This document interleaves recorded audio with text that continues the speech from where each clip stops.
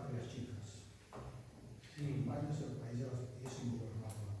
Una de les coses que ara ens estem menjant pa i tomàquet és que quan fa temps parlàvem com una cosa prioritària al corredor mediterrani que servia per, no l'han fet mai, han fet una estructura radial que val mils de milions per anar a Madrid, per tothom les Sants, i veus que n'hi ha aves que van surten mils de milions.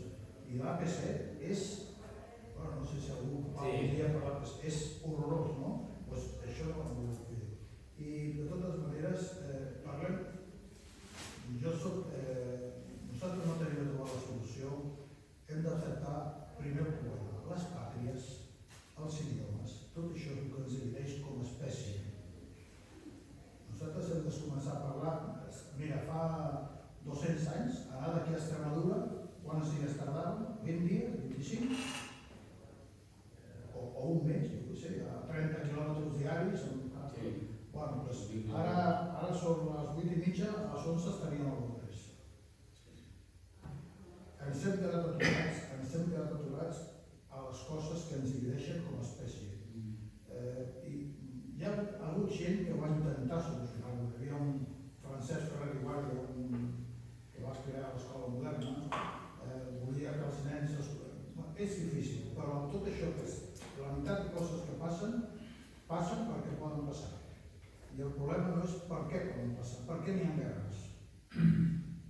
La guerra no és un problema, la guerra és la conseqüència dels problemes.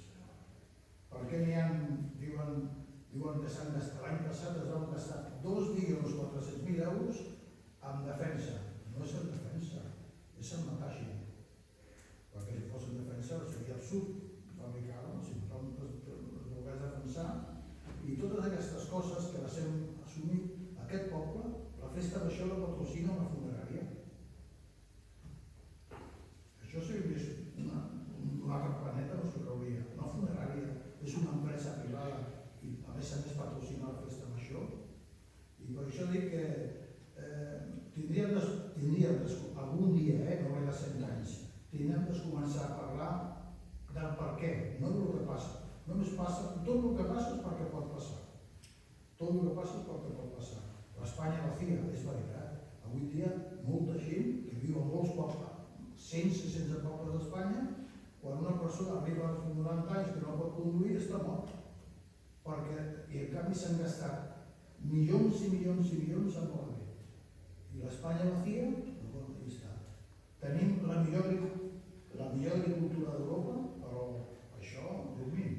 I ara venen paquetets d'espàrrecs que venen de Bolívia. Vas a Mercadona, compres Bolívia. Hosti, això, com? Perquè la terra era molt gran, però ara és molt petita. La gent no parlava, quan deies, ara no et deia ningú els quilòmetres. Deia, escolta, aquí a Barcelona, tardarà 2 hores, vale. Ara tarda amb un cotxe 20 minuts més. I ens hem quedat aturats, per això que moltes de les coses que defensem, jo no vaig en contra dels idiomes, però tot això és una cosa que algun dia, no sé quan, algun dia es tindrà aquest professor que deia als nens els hi volia ensenyar l'esperanto. Aquest senyor va afusellar, vull dir que no està enterrat a Montjuïc, si voleu anar a mirar-lo, i ell va estar a l'escola moderna i totes aquestes coses les plantejant d'una altra manera diferent. Hi ha un denominador comú a Espanya, en Sagrada i Montserrat, que és la Iglesia Catòlica. És un denominador comú. Que té un altre... Per això dic que no és fàcil. Fàcil no, fàcil, si algú ens ha dit que era fàcil, us ha enganyat. Ja ho sé, però vull dir que moltes de les coses que ens... Sí, digues. Jo, Manel, quan m'ha semblat entendre, quan has parlat que els primers moviments, així una mica de resposta a aquesta Espanya centralitzadora i amb una mirada cap al sud, cap a la perifèria de domini, i en aquest que deies, han començat als anys 60-70 els moviments organitzats d'esquerres o una mirada d'intentar trencar aquesta situació. M'ha semblat entendre en un moment de la teva intervenció. Jo diria No. Doncs no hi intervinc. Jo diria que hi havia els moviments cantonals, la zona meridional de la part oriental d'Espanya, la part del Mediterrani, els moviments dels comuneros de Castilla, que van intentar trencar amb aquesta hegemonia i amb aquesta, diríem, mirada hegemònica centralista de Madrid. Ho dic com a detall perquè semblava que tot ha començat una mica cap a les acaballes del franquisme, cap al cap del franquisme i a l'inici de la democràcia, de la transició. Jo crec que abans ja van haver molts moviments que poc o molt van intentar també dir, expressar que no estaven contents amb la seva manera de la relació perifèria amb centre, a Madrid, amb la capital. Sí, en el cas del comunero és molt diferent, és molt anterior. I aquí no tenim, no és... És a dir, és un sector noble lligat a una certa burgesia castellana, però petita. Jo no soc castellanista, però no soc...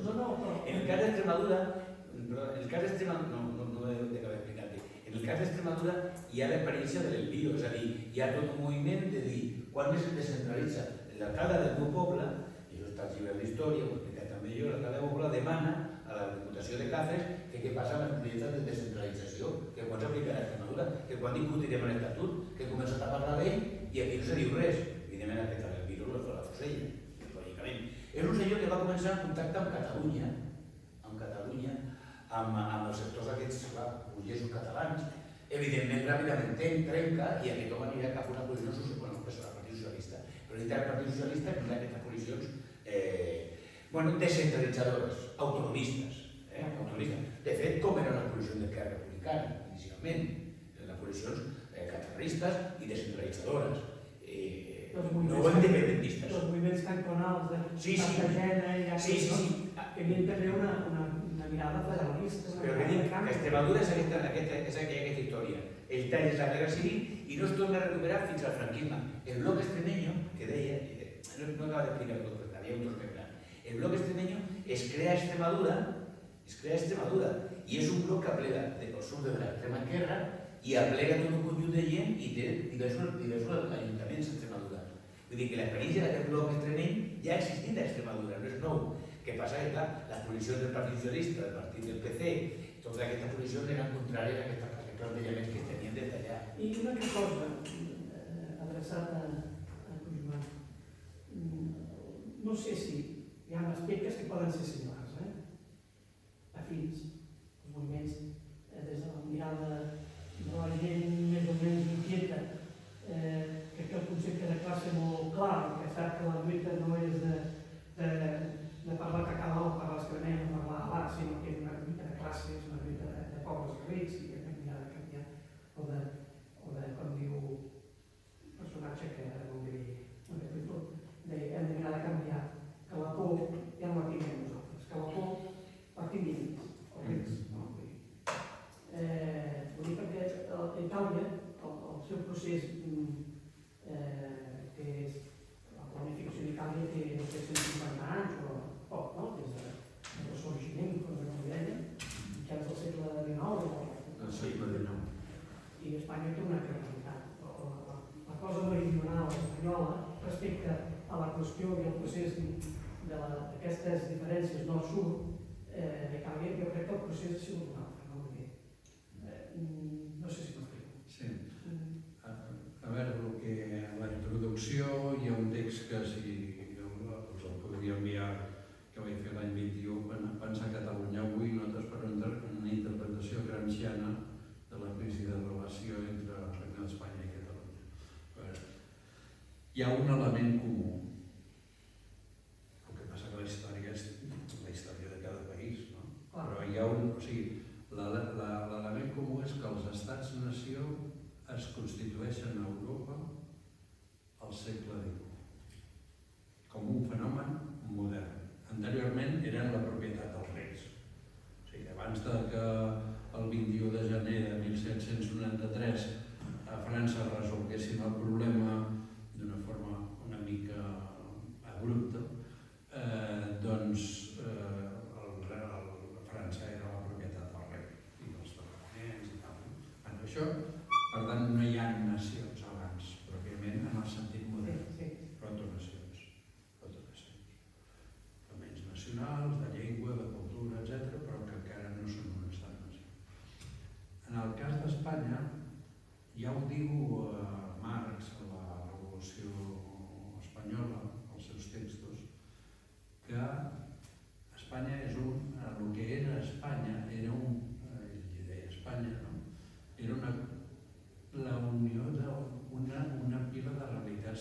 diverses, absolutament descentralitzades.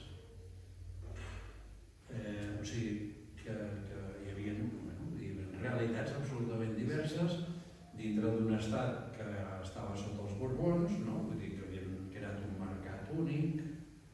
Anteriorment a l'entrada dels Borbons hi ha diversos mercats, diverses monedes, i que el procés de la revolució burgesa, o sigui, de la transició del feudalisme al capitalisme i el procés d'organització del nou estat es fa amb una visió, el mapa dels trens. Mireu els mapes dels trens i veureu la concepció borbònica de l'estat, que el franquisme continua, no és que l'autotensiu, que és quasi la mateixa. Llavors, en aquest context, o sigui, llavors el procés de, així com a França, la revolució que constitueix un estat-nació fa que els problemes nacionals de França, que encara n'hi ha, però es dilueixin molt, perquè s'han fet sobre la base d'una revolució democràtica, però democràtica i tal. A la Tercera República hi ha una escola a cada petit poble i se'ls diu als nens que no parlin en patuà, que parlin en francès, fins i tot d'una forma una mica. Però l'arribada d'una escola al poble és un element de progrés. O sigui, la gent aquesta opressió sobre la llengua la viu d'una forma diferent perquè, i per tant, la construcció de la nació, en fi, es fa d'una forma democràtica i sí que hi ha Bretanya, País Basc, Catalunya, pensem que he votat a Catalunya Nord, en fi, però vull dir que no té la consistència que tenen els moviments nacionals a Espanya. Per què? Doncs perquè els Borbons són incapaços d'absorbir el problema, perquè són una cosa reaccionària absoluta. L'últim intent de recuperar l'autonomia local és el cantonalisme, que potser es va passar una mica i van ajudar a fer perdre la república, no? Vull dir que, en fi, però bueno, era un element radicalíssim d'intentar no acceptar la centralització borbònica. Doncs això cau, tornen els Borbons un altre cop, en fi, i llavors o sigui, per tant hi romanen problemes nacionals sobre la base de que la construcció de l'estat-nació s'ha fet de la forma més reaccionària i antipopular i antidemocràtica possible. Si aquí hi hagués hagut una revolució activa com la francesa, això no ho podem dir perquè això és pensar el que hauria passat si hagués passat diferent. Però en tot cas el model i la cosa comú amb Itàlia és aquesta, malgrat que la història no sigui totalment diferent, perquè són la història de dos països diferents, però o sigui, no sé, tu vas a Itàlia i a l'acadèmia o a la política es parla un italià, que és l'italià, en fi, la coinonifo. Tu vas a berenar o a sopar amb els companys i no els entens. O sigui, tu entens l'italià, perds una mica, el que sigui, una conversa, no? Però saps de què s'està parlant i tens una... O sigui, la unificació de llengües no s'ha produït. A Nàpols es parla diferent que a Sicília, a Sardenya, a més, hi és un idioma totalment diferent, però a Roma, quan parlen els romans, no parlen en italià.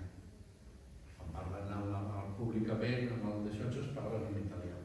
Vol dir que hi ha unes diferències similars a les de... O sigui, al nord, un altre paral·lelisme, el nord es va voler independitzar, quan ja no necessitava el sud. Ja sé que estic entrant en un terreny viscós, però és un altre paral·lelisme. És més, hi ha una part de l'independentisme català de dretes que ha tingut relació amb els feixistes de la Lega Nord. O sigui, les construccions de cada estat són diferents, però la part territorial, la contradicció, contradiccions de territori juguen un paper molt important.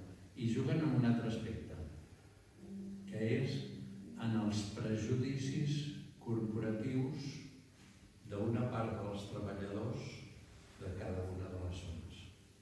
Aquí, en el llibre, en la qüestió meridional, s'explica Gramsci com en el nord, el bienni roig del 19-20,